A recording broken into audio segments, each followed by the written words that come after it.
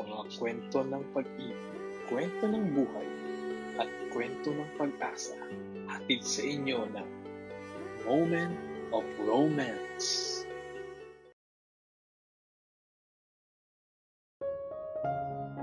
Sabi nila, ang tadhana ay mahilig magbiro. Pero sa kaso ko, tila seryoso ang tadhana sa pagbabalasa ng mga baraha ng buhay ko. At sa pagkakataong ito, mukhang talo ako sa sugal ng kapalaran. Ako nga pala si Audrey, 30 taong gulang. Nagmula ako sa probinsya na ang tanging baon noon patungong syudad ay mga pangarap at isang pusong marunong tumibok ng totoo. Kung pisikal na anyo naman ang pag-uusapan, masasabi kong hindi naman ako pinabayaan ng may kapal. Biniyayaan ako ng maputi at makinis na balat, maamong mukha, at hubog ng katawan na sapat lang. Hindi payat, ngunit hindi rin katabaan. Isang anyo sa unang tingin ay aakalain mong laging masaya. Ngunit sa likod ng mga ngiting yon ay isang kwentong dahan-dahan ng dinudurog ng katotohanan. Mayroon nga pala akong asawa, at itago na lang natin siya sa pangalang Ricky. 33 taong gulang. 15 taon pa lang ako noon nang mag-cruise ang aming landas. Dahil barkada siya ng aking pinsan, itinuring ko na lang siyang isang malapit na kaibigan. Parang isa ring kuya na laging nandyan. Nung una, hindi ko sineseryoso ang kanyang mga paramdam. Ang akala ko, bahagi lang iyon ng kanyang pagiging palabiro at palapit sa aming pamilya. Pero ang mga simpleng asaran ay unti-unting nauwi sa seryosong panliligaw. At dahil siya ang laging nasa tabi ko, habang ako ay nagdadalaga, hindi katakatakang sa kanya nahulog ang aking loob. Siya ang naging aking una. Ang unang nagparamdam ng kilig. Ang unang humawak ng aking kamay. At ang unang lalaking pinagkatiwalaan ko ng aking buong buhay. Ngunit ang paghanga ay naging pag-ibig. At ang pag-ibig ay nauwi sa sumpaan sa harap ng altar. 4 na taon na ang nakalipas. Nang maikasal naman kami, ay akala ko na sapat na ang mahabang panahon na magkakilala kami ni Ricky para masabing alam ko na ang lahat tungkol sa kanya. Nung una, siya ang ideal na asawa. Masipag at maalaga.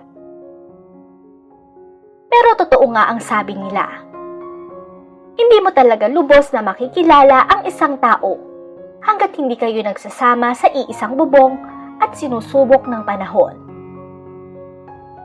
Sa loob ng aming tahanan, lumabas ang mga ugaling kailanman ay hindi ko nakita nung nobyo ko pa lang siya. Doon ko napagtanto na ang lalaking pinakasalan ko ay malayo pala sa lalaking nakakasama ko na ngayon sa araw-araw. Nung unang mga taon ay maayos naman ang naging pagsasama namin ni Ricky. Sa katunayan ay mayroon kaming maliit na negosyo na namana namin sa mga magulang niya. Kaya naman bukod sa kanyang trabaho, ay isa din yon sa bumubuhay sa amin. Kung kaya't akala ko talaga ay wala na kaming magiging problema. Sapagkat sapat ang kinikita namin para mabuhay ng marangal. Subalit, totoo nga pala na ang pera at stress ay kayang baguhin ang kahit na sinong tao. Dahil simula nang magkaroon ng bisyo si Ricky, hanggang sa unti-unti kaming hinabol ng mga utang at sunod-sunod na kamalasan, ay doon na nagbago ang aming pagsasama. Ang stress ay naging lason sa aming relasyon. Dahil simula noon ay naging magagalitin si Ricky.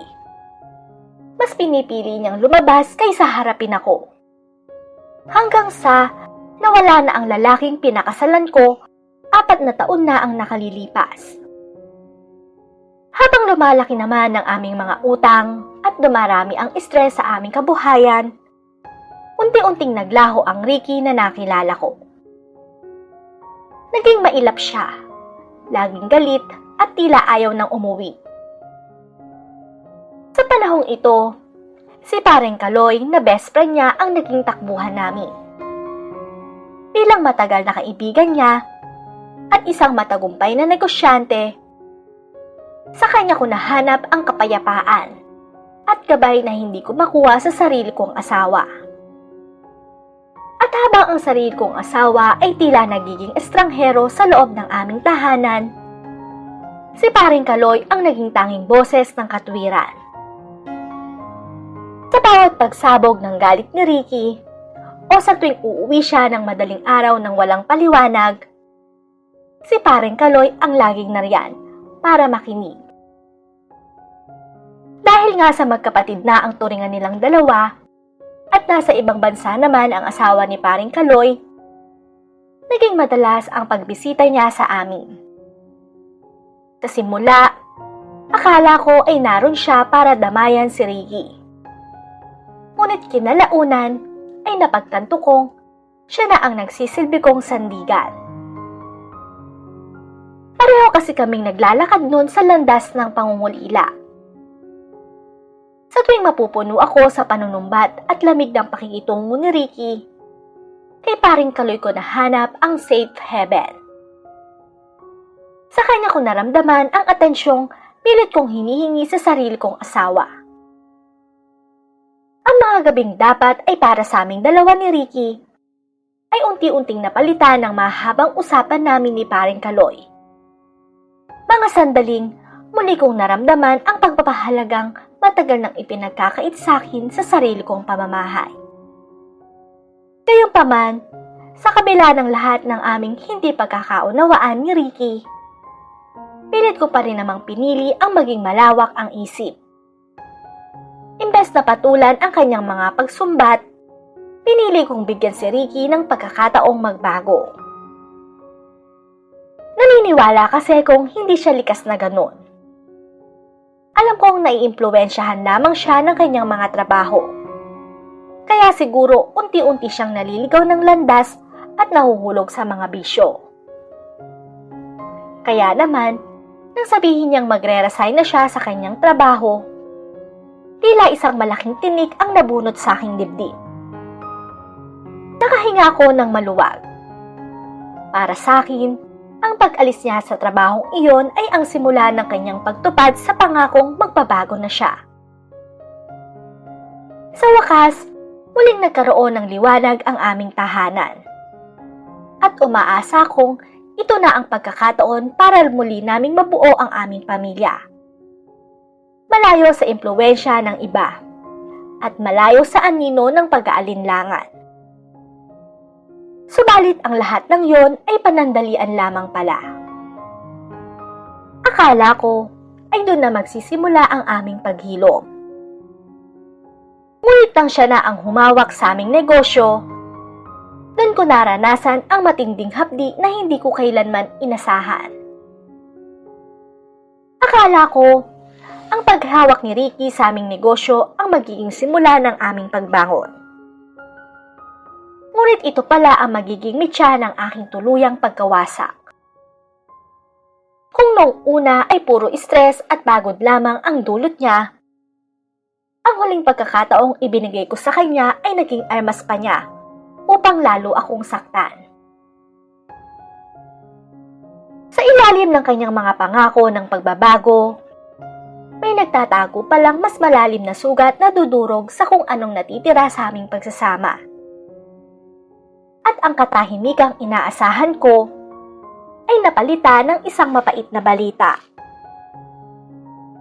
May ibang babae palang dinadala si Ricky sa aming negosyo. Noong una ay hindi agad ako naniwala sa mga balitang may ibang babae si Ricky.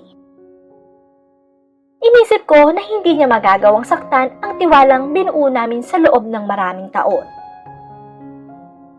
Subalit nabasag ang lahat ng yon nang mag-inuman sila ni Paring Kaloy. Doon ko narinig ang katotohanang hindi ko kailanman inaasahan. Ang kumpirmasyon ng kanyang kataksilan ay nanggaling mismo sa kanyang sariling bibig. Alam mo ba, pare? Ang ganda ng chicks ko. Sexy. Pagyayabang ni Ricky na tila wala na sa sarili dahil sa kalasingan. Ano ka ba, pare? Baka marinig ka ni kumare. Saway naman ni paring Kaloy habang pasimpleng sumusulyap sa direksyon ko, bakas ang kaba sa kanyang boses. Pero tila wala nang pakialam si Ricky. Humalakak pa ito bago muling uminom ng diretsyo mula sa baso. Wala yon, pare. Tulog na yon. At saka, hindi naman niya malalaman kung hindi mo sasabihin. Iba talaga to, Kaloy. Iba yung lagablab. Parang palaging bago. Bawat salitang lumalabas sa bibig ni Ricky ay parang talim na humahati sa puso ko. Ang lalaking pinagkatiwalaan ko ng buong buo ay nagyayabang pa tungkol sa kanyang pagtataksil sa harap mismo ng aming kumpare. Lasing ka na, pare. Tama na yan. Magpahinga na tayo. Maraing hirit ni Kaloy. Pilit na itinatayo ang kaibigan. Ngunit bago pa man makatayo si Ricky, muli itong nagsalita na tila nananadya. Alam mo, pare, minsan naiisip ko, bakit ko pa pinatagal ng ganito? Kung alam ko lang na ganito kasaya sa labas, sana noon ko pa ginawa. Ang hirap kasing magpanggap na kontento ka na, di ba? Doon na nanginig ang buo kong katawan. Hindi ko na namalayang ang hawak kong baso sa gilid ng pinto ay dahan-dahan ng kumakalansing dahil sa panginginig ng aking kamay. Ang lahat ng sakripisyo ko, ang lahat ng tiwalang muli kong binuo para sa amin, para lang pala sa kanya ay isang pagpapanggap. Nang dahil naman sa matinding kalasingan ni Ricky, ay hindi na nakayanan pa nitong tumayo. Kung kaya't inakay na siya ni paring Kaloy patungo sa aming silid upang doon na pagpahingahin. Habang pinapanood ko naman silang papalayo, tila unti-unting nadudurog ang bawat piraso ng pagkatao ko. Ang mga salitang narinig ko ay nagsilbing lason na lumunod sa aking katinuan. Mare, heto na si paring Ricky. Nasobrahan yata sa pag-inom, kaya hinatid ko na rito sa loob. Wika ni paring Kaloy nang marating nila ang pintuan ng aming silid. Tumangulang ako. Pilit na itinatago ang nanginginig kong mga kamay. Habang inihihiga ni paring Kaloy si Ricky, binalot ng nakabibinging katahimikan ang aming silid. Isang katahimikang mas masakit pa sa anumang sigaw. Pinagmasdan ko ang mukha ng aking asawa na himbing sa pagkakatulog. Siya ang lalaking nangako sa akin ng langit. Ngunit siya rin pala ang maghahatid sa akin sa impyerno. At dahil sa mga narinig ko mula sa kanya, bawat hibla ng pagmamahal ko ay napalitan ng pagnanasang saktan siya sa paraang hindi niya malilimutan. Kaya naman bago pa man makaalis si paring Kaloy, ay nakaisip na ako ng isang plano. Isang paraan upang iparana sa aking asawa ang bawat hapdi ng kanyang ginawang pagtataksil. Nang lumabas si paring Kaloy mula sa aming silid, ay napansin kong hindi ito makatingin sa akin. Marahil ay alam nito na pinagtataksilan ako ng aking asawa. Kaya naman nang magpaalam na siya sa akin, ay hindi ko hinayaan itong makaalis. Sa halip na pauwiin, hinawakan ko siya ng mahigpit sa braso. Sa isang iglap, isang madilim na plano ang nabuo sa aking isipan. Kung nagawa akong talikuran at lokohin ni Ricky sa kabila ng lahat, gagawin ko rin ang nararapat upang malasap niya ang pait ng sarili niyang lason. Narinig ko ang lahat ng sinabi ni Ricky. Wika ko sa kanya habang patungo na sana ito sa aming pinto. Nang Nanigas naman sa kanyang kinatatayuan si paring Kaloy. Ang kaba sa kanyang mga mata ay unti-unting napalitan ng gulat. Nang mapagtanto niyang wala na akong balak magkunwari. Ang katahimikan sa pagitan naming dalawa ay tila kuryenteng gumagapa, mapanganib at nakakapasok. Mare, lasing lang si paring Ricky. Hindi niya alam ang sinasabi niya. Nauutal niyang sagot. Isang mapait lang naman ng ngiti ang sumilay sa aking mga labi. Alam nating dalawa na sa alak lumalabas ang katotohanan, paring Kaloy. At ang katotohanan iyon ang pumatay sa asawang kilala ko. Dahan-dahan kong inilapit ang aking mukha sa kanya. Sapat na upang maramdaman niya ang init ng aking hininga at ang lamig ng aking desisyon. Hindi ko na kailangan ng hurado o saksi.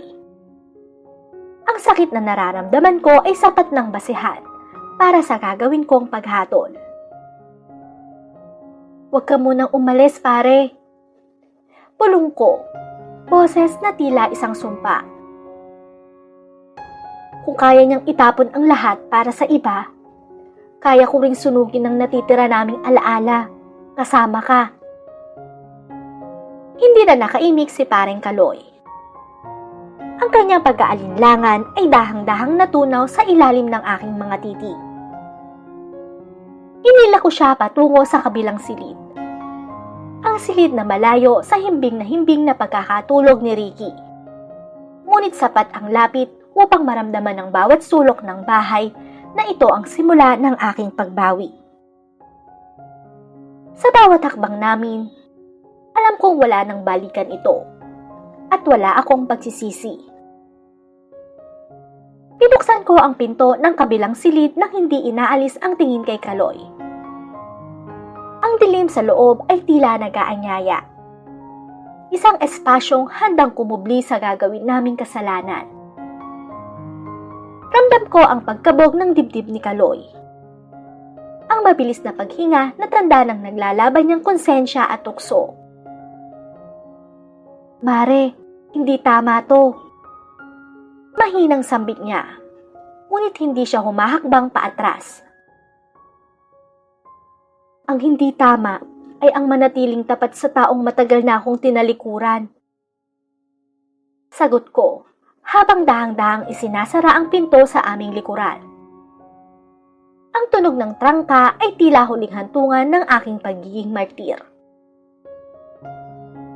Sa loob ng silid, tanging ang liwanag mula sa bintana ang nagbibigay anyo sa aming dalawa. Lumapit ako sa kanya. Nilasap ang bawat sandali ng kanyang pag-aalinlangan. Dahang-dahang gumapang ang aking mga kamay sa kanyang balikat, hanggang sa maramdaman ko ang init ng kanyang leeg. Ang bawat haplos ko ay may kasamang pait. Bawat dampi ay may bahid ng paghihiganti. Ramdam ko ang panginginig ni Kaloy. Hindi ko alam kung dahil ba ito sa takot o sa bugso ng nararamdaman. Ngunit wala na akong pakialam. Mare, magsisisi tayo rito. Bulong niya. Bagaman ang kanyang mga kamay ay nagsisimula na ring humanap ng pwesto sa aking baywa.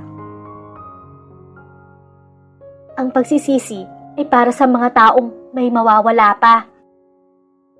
Matapang kong sagot habang isinusubsob ang aking mukha sa kanyang leeg. Sa akin, wala na. Kinuha na ni Ricky ang lahat. Nanatiling tahimik si paring Kaloy. Ngunit ang kanyang pagsuko ay naging malinaw nang maramdaman ko ang kanyang mga bisig na humigpit sa aking likuran.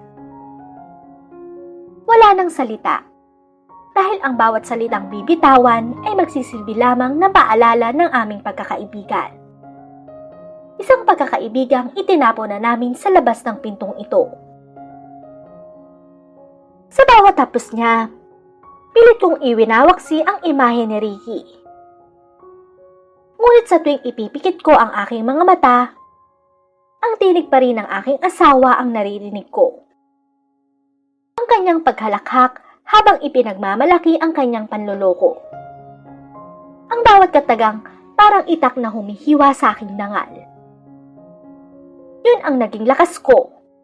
Yun ang nagbigay sa akin ng matigas na loob na huwag huminto. Habang ang gabi ay lumalalim, ang kabilang silid ay naging saksi sa isang lihim na hindi na kailanman mabubura. Sa bawat sandaling ito, unti-unti kong binabawi ang kapangyarihang kinuha ni Ricky mula sa akin.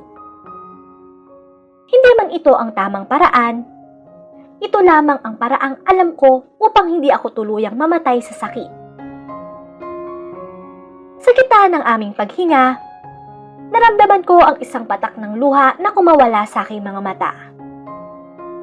Hindi ito luha ng pagsisisi, kundi luha para sa babaeng noon ay naniwala sa habang buhay. Ang babaeng ngayon ay wala na, dahil pinalitan na siya ng isang babaeng marunong ng maningil. Sa bawat galaw namin, tila ang bawat hibla ng kumot at ang lamig ng sahig ay sumasaksi sa aking pagtalikod sa lahat ng aking pinahalagahan.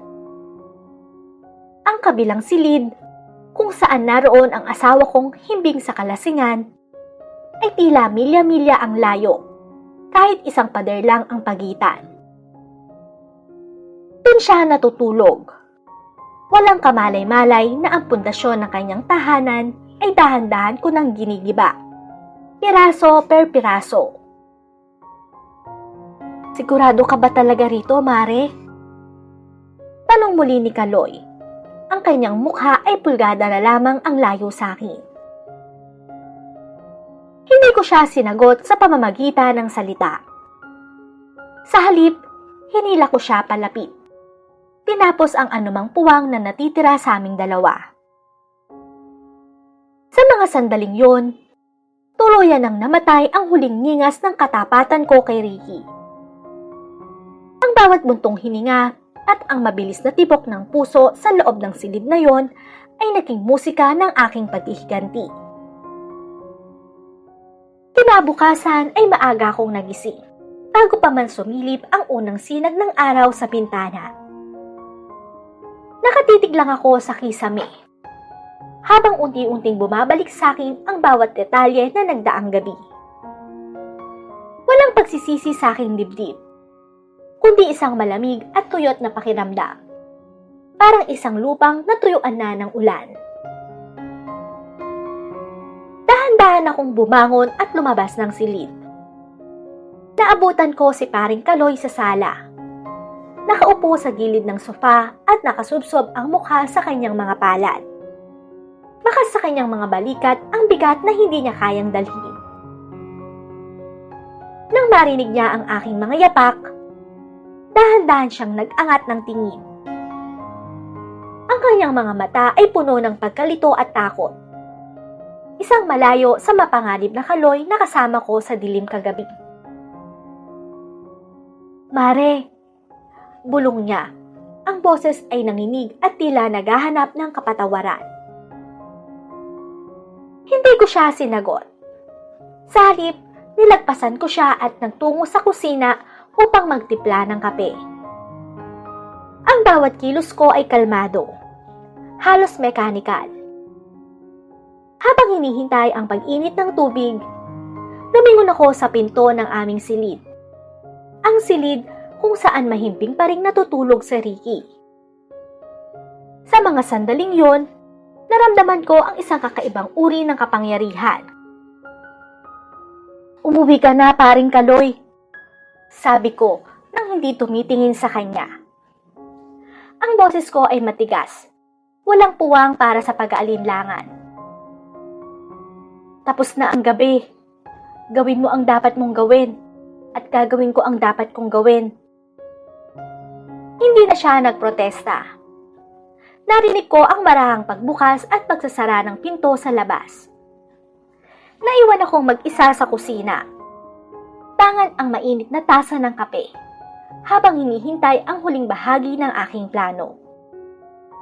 Ang pagbangon ng asawa kong walang kamalay-malay na ang babaeng nanatili sa kanyang tabi ay hindi na ang babaeng kanyang niloko. Maya-maya pa, narinig ko na ang pamilyar na kaluskos mula sa aming silid. Ang bawat yabag ni Ricky patungo sa kusina ay tila tunog ng isang paparating na paghuhukom. Ngunit hindi para sa akin, kundi para sa kanya. Huminto siya sa may pintuan ng kusina. Hawak ang kanyang ulo at bakas ang hapdi ng hangover sa kanyang mukha. "Mahal, ang sakit ng ulo ko. Anong oras na ba?" Tanong niya sa paus na boses. Ang mismong boses na kagabi lang ay ginamit niya upang pagtawanan ang aking katapatan. Dahan-dahan akong lumingon sa kanya. Walang emosyon ang aking mukha. Parang isang salamin na walang anino. Inilapag ko ang tasa ng kape sa mesa nang walang ingay. "Maaga pa, Ricky. Maaga pa para sa lahat ng mga sorpresa mo." Sagot ko nang may bahid ng misteryo. Lumapit siya at tinangkang humalik sa aking pisngi. Isang gawin na dati-rati ay nagpapalambot sa aking puso. Ngunit ngayon ay nagdulot lamang ng matinding pandidiri. Umiwas ako ng bahagya. Sapat na upang maramdaman niya ang lamig ng aking pagtrato. "Oh, bakit? May problema ba?" Kulot noong tanong niya. Pilit na inaalala ang mga kaganapan kagabi na nilamon na ng alak. "Wala naman." Nakangiti kong sagot. Ngunit ang ngiting iyon ay hindi umabot sa aking mga mata. Tiningnan ko siya ng diretso. Pinapanatili ang maskara ng isang tapat na asawa, kahit na ang bawat selula sa katawan ko ay nanginginig sa puot. "Masyado ka lang sigurong naparami ng inom kagabi, kaya kung ano-ano ang naiisip mo." Dagdag ko, habang dahang-dahang inaayos ang kanyang suot na kuhelyo. Ang aking mga kamay, na kagabi lang ay humahawak kay Kaloy, ngayon ay marahang dumadampi sa lalaking sumira sa akin. "Mabuti na lang at nandyan si paring Kaloy mo. Siya ang matyagang nag-asikaso sa'yo nang hindi mo na kayang tumayo." Umiwas siya ng tingin. Tila nakakaramdam ng kaunting hiya. Ngunit hindi pa rin mawala ang pagtataka sa kanyang mga mata. "Si paring Kaloy? Nasaan na siya?" "Umuwi na." Tipid kong sagot habang tumatalikod upang maghugas ng pinagkainan. "Maaga siyang nagising. Sabi ko nga, parang puyat na puyat din siya dahil sa pagbabantay sa'yo. Sayang nga at hindi mo man lang siya naabutan para makapagpasalamat." Narinig ko ang pag-usog ng upuan. Naupo siya. Marahil ay sinusubukang pagtagpi-tagpiin ang mga alaala ng nagdaang gabi. Pinanood ko ang kanyang likuran mula sa refleksyon ng bintana. Ang sarap sa pakiramdam na makitang siya naman ang nangangapa sa dilim. "Salamat ka mo sa kanya pag nakita kayo, ha?" Aniya, ang boses ay puno ng kawalang malay. "Makakaasa ka, Ricky." Bulong ko sa sarili ko. Higit pa sa pasasalamat ang ibinigay ko sa kanya. Dagdag ko pa. Ipinagpatuloy ko ang aking pagkukunwari. Naganda ako ng almusal na tila ba walang nangyari. Tila ba kami pa rin ang mag-asawang puno ng tiwala. Ngunit sa bawat subong gagawin niya, alam kong nilulunod ko siya sa isang kasinungalingang mas matindi pa sa mga lason na ipinakain niya sa akin. Hahayaan ko siyang maniwala na ligtas siya. Hanggang sa dumating ang araw na mismong ang mga taong pinagkakatiwalaan niya ang magpapabagsak sa kanya. Mabilis na lumipas ang mga araw. At sa bawat paglubog ng araw, tila kasabay nitong naglalaho ang huling bakas ng pagmamahal ko kay Ricky. Namuhay kami sa ilalim ng iisang bubong na parang mga estranghero. Tapat ako sa aking mga tungkulin bilang asawa sa paningin ng iba. Ngunit sa loob ko, tuyot na balon ng aking emosyon. Ang bawat haplos niya ay tila gapang ng insekto sa aking balat. At ang bawat mahal kita niya ay naging isang pamilyar na ingay na wala ng kahulugan. Samantala, naging madalas naman ang palitan namin ng tingin ni Paring Kaloy sa tuwing nagkakatagpo ang aming mga landas. Walang salita, walang kumpas, ngunit sapat na ang lalim ng aming mga mata upang ipaalala ang madilim na kasunduang nabuo noong gabing yon.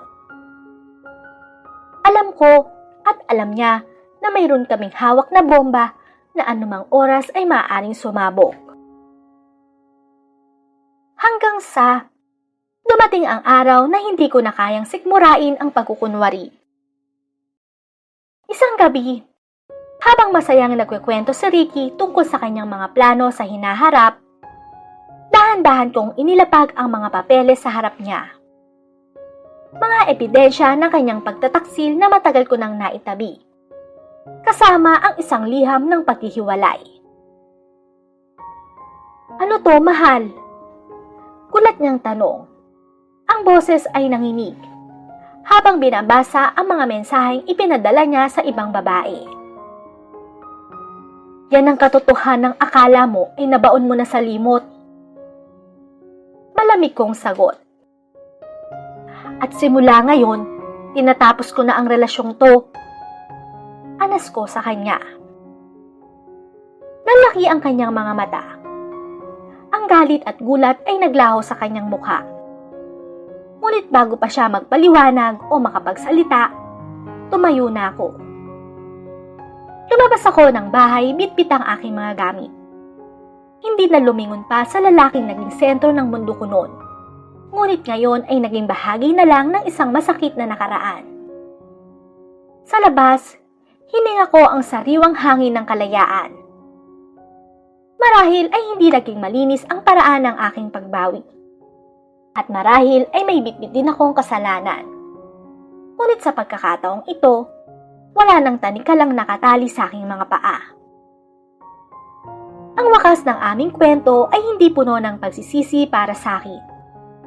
Ito ay ang pagsilang ng isang babaeng marunong ng tumayo, marunong ng lumaban, at hindi na muling magpapaapi sa tamis ng mga kasinungalingan. Sa huling pagkakataon, tiningnan ko ang aming bahay. Ang piitang binuo ng pagtataksil. At tuluyan na akong naglakad palayo, patungo sa isang bukas na ako na ang may hawak ng sarili kong kapalaran.